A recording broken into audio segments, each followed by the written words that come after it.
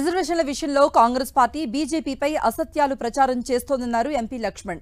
BJP అధికారంలోకి వస్తే రిజర్వేషన్లు రద్దు చేస్తుందని బురద చల్లే ప్రయత్నం చేస్తోందంటూ మండిపడ్డారు. రిజర్వేషన్లు రద్దు చేయబోమని ప్రధాని మోదీ, ఆర్ఎస్ఎస్ చీఫ్ మోహన్ భగవత్ చెప్పినా కాంగ్రెస్ మూర్ఖత్వంగా అబద్దాలు ప్రచారం చేస్తోందంటూ ఆగ్రహాన్ని వ్యక్తం చేశారు. మతపరమైన రిజర్వేషన్లు తీసుకొస్తున్న కాంగ్రెస్ ఓట్ల కోసం కకృతి పడుతోందంటూ ఎద్దేవా చేశారు.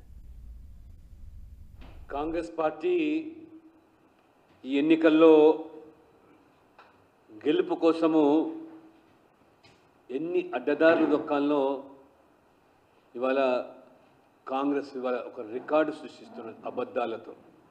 అంతేకాకుండా సమాజంలో చీలికలు తీసుకొచ్చి ఇలాగైనా గెలవాలనేటువంటి ఒక తాపత్రయంతో ఒక వర్గాన్ని ఇంకొక వర్గానికి వ్యతిరేకంగా ఒక ఘర్షణాపూరితమైనటువంటి వాతావరణాన్ని సృష్టించి ఆ రకంగా రాజకీయ లబ్ధి పొందాలని ఈ చీలికల ద్వారా ఒక వర్గమైన ఓట్లు పొందాలనేటువంటి ఒక కుతంత్రానికి తెరలేపింది రేవంత్ రెడ్డి గారు, కాంగ్రెస్ పార్టీ.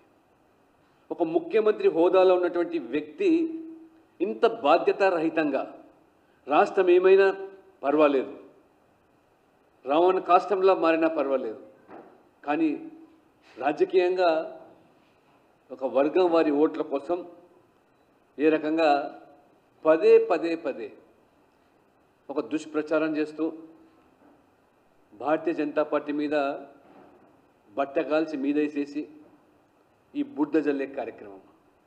భారతీయ జనతా పార్టీ రిజర్వేషన్లు రద్దు చేస్తుందని, రాజ్యాంగాన్ని మార్చేస్తుందని చెప్పి ఒక బూచిగా చూపించి సమాజంలో రిజర్వేషన్ అనుకూల వ్యతిరేక వర్గాలను సృష్టించి ఒకరికొకరు ఎదురుగా ఒక ఘర్షణాపూరితమైన వాతావరణానికి సృష్టించాలని చెప్పి ఇవాళ కాంగ్రెస్ ప్రయత్నం.